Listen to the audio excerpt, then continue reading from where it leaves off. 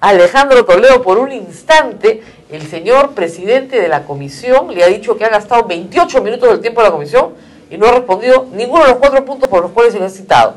Y ha abierto ya un rol de oradores que es largo y va a haber pues muchísimas preguntas, creo yo, de toda la comisión de fiscalización. Mientras tanto, acá me habían puesto una caricatura graciosa detrás, ¿no es cierto? Pero ya, ahorita desaparece la caricatura, ¿no? La sigo teniendo, todavía no. Muy bien. Y mientras tanto, está ya conmigo a mi lado Fernando Vilches, director del documental La Espera. La Espera es un documental hecho sobre el Baguazo, les comentaba al inicio del programa. Yo he pasado el tráiler acá, lo pasamos en primicia para todos ustedes. Estreno. Y es un documental, esta es una película documental. Fernando, muchas gracias por estar con nosotros. Muchas gracias por la invitación y gracias por pasar el tráiler, que fue un estreno muy ¿Por qué se llama La Espera? Bueno, el título tiene muchas lecturas. Primero, principalmente el caso de todas las víctimas que están regadas por el tema del Baguazo, que son víctimas familias de policías que están a la espera de una recompensa, de una sentencia, de una justicia, hasta de un gesto simbólico, hasta de unas disculpas que no han sucedido, pasando por los nativos, pasando por civiles que han sido accidentados, que han recibido balas perdidas allá en Utcubamba.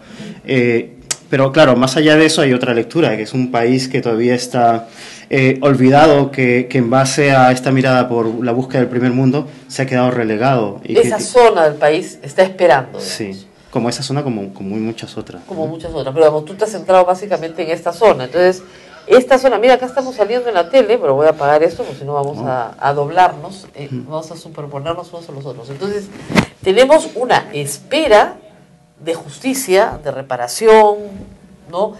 De saber qué pasó en algunos casos, ¿no? Porque en algunos casos... el padre del mayor Bazán está esperando. Está esperando, ¿no? Entonces, y un pueblo que espera también algunas cosas, ¿no es cierto? Fernando, el tema de Bagua se estudió bien en la comisión que presidió Guido Lombardi. Por lo menos viajaron, hicieron todo lo que pudieron, hablaron con la mayor parte de estos. Hay ahí asuntos muy complicados que no se han resuelto. Por ejemplo, la identificación de los asesinos que ejecutaron a los policías en la estación de bomberos. Que yo creo que esa es la parte más grave. No minimizo la muerte de nadie, pero en un enfrentamiento, ¿no es cierto?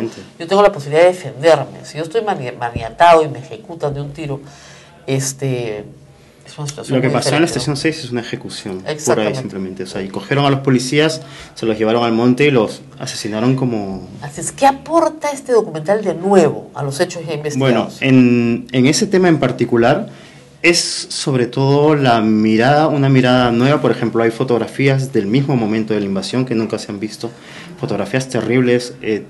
Ves a los policías que son chiquillos, ¿sabes?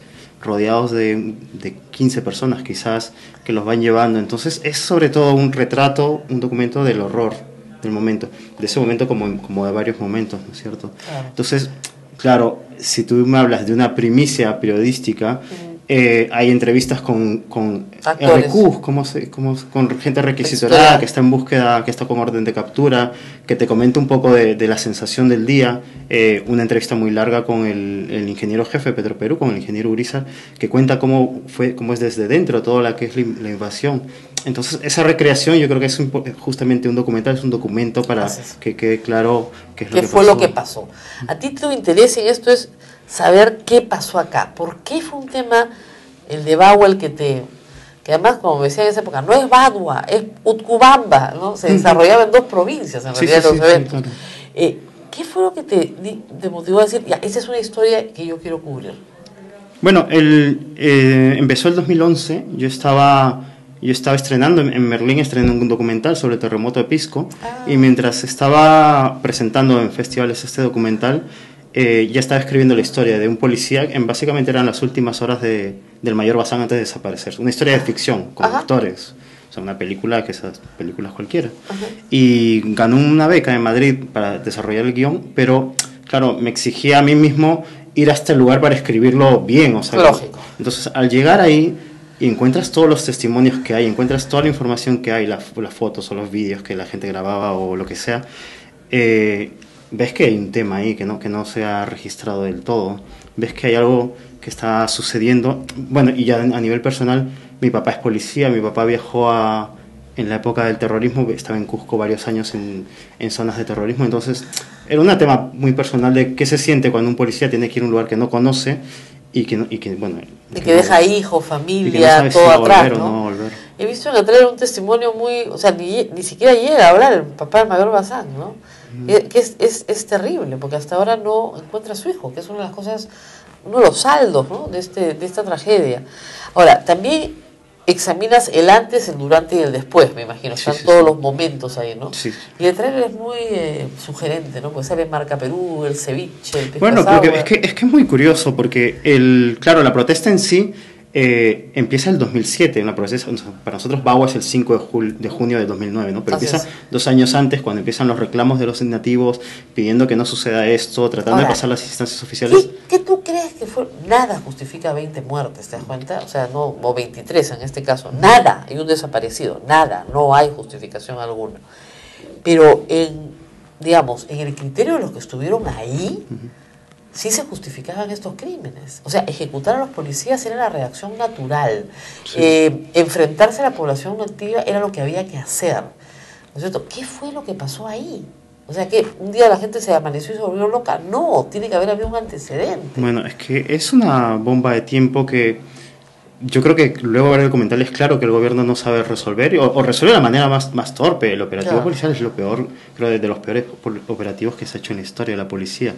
Pero si tampoco los voy a justificar a los nativos. Lógico. Pero si durante 2 años empiezan a mandar las cartas, porque mandan cartas y mandan reclamos a Ministerio de, yo qué sé, de la Medio Ambiente. El reclamo central era un tema de propiedad y posesión de territorio. Este es el tema central de discusión. Entonces, lo que te decía el Estado es, yo puedo concesionar parte del bosque que pertenece a una comunidad, si la comunidad quiere, ¿ya? Si la comunidad quiere, esa era la condición, pero el solo hecho de poderlo concesionar generó esta rabia y esta ira inmensa, ¿no es cierto? Que al final lo que había ahí era un problema también de tala ilegal, es decir, había un grupo de gente que tenía ya un status quo armado. Estaba depredando igual, que había ya depredación. Y si el gobierno central dice, no, vamos a cambiar el sistema, y ahora vamos a hacer este sistema, ahí lo que faltó, creo yo, es explicar si mi sistema es mejor que el tuyo. Porque hay que decir una cosa, al día siguiente del baguazo se acabó la protesta. Bueno, es que primero que no había ni energías ni por eso, pero digamos, algo y segundo estaba el tema político de que finalmente los decretos, digamos, se derogaron de alguna manera. No. Bueno, no se derogaron, pero claro, se frenó el tema. Pero sigue habiendo extracción de madera, sigue habiendo tala ilegal, sigue habiendo exactamente el mismo status quo. No, o sea, algo que le costó la vida a 23 personas, al día siguiente no valía nada. Ya no era motivo de protesta, ya no era motivo de lucha. Es que es un conflicto que está lleno de absurdos desde el inicio hasta el final y de confusiones de los dos lados. Eso es lo que te digo, esa es la cosa que cuando tú los cuentas te das, pero esto es absurdo. ¿Por qué peleaban? ¿No es cierto?